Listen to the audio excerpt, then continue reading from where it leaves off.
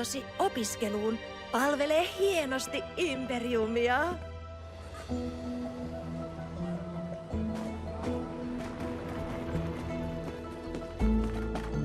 Lohikäärme! Oikea lohikäärme!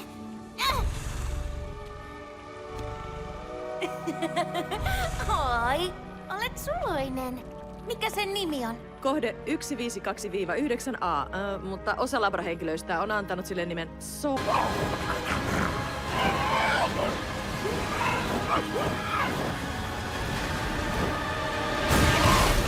Pitääkö teitä olla koko ajan kaitsemassa?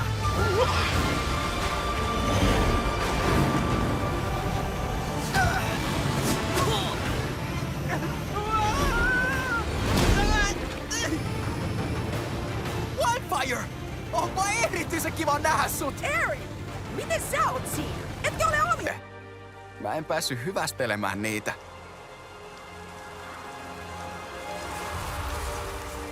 Voi ei! Aaron, olen niin pahoillani. No miten... Tai siis... Mitä tapahtui? No yhdistyminen! Mun vanhemmat menehtyi mestari Wu takia! Jos mun setä tosiaan aiheutti sen, niin sillä oli varmasti hyvä syy. Mikään syy ei... En mitään. Keskittykää. On yhä vaikeampaa nähdä jäljet, mitä Erin ja sen matkaseura on jättäneet. Mitä jos se on kahden Raasin kanssa? Raas on mestarimanipuloija. Se voi aivopestä Erinin ilman, että Erin huomaa. Tässä hämärässä on vaikea nähdä. Pysähdytään ja leiriydytään.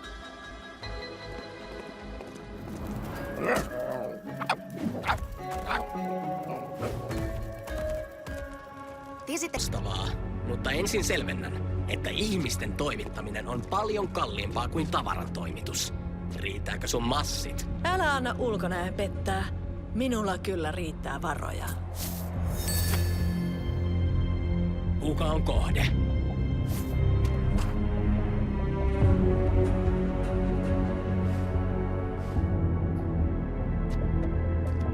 Voin maksaa sinulle 5-kertaisen taksan. Unohdin, että sais kertoa mun nimeä. Mikset? Mun ope kielsi kertomasta tuntemattomille mun nimeä ikinä. No, minä olen Koji. Ja tässä ovat Aru ja Ume. Moi! Nyt emme ole tuntemattomia. Voimmeko auttaa? No, mä tarttisin ruokaa ja ehkä vettäkin. Teen totta kai töitä niiden eteen. Tarvitteko apua jossain hommassa? Osaan kastella kasveja, viikata pyykit, tehdä piiraita, mitä vaan. No, mietitään sitä myöhemmin. Tää puuttuvia miekkoja tälläkin hetkellä.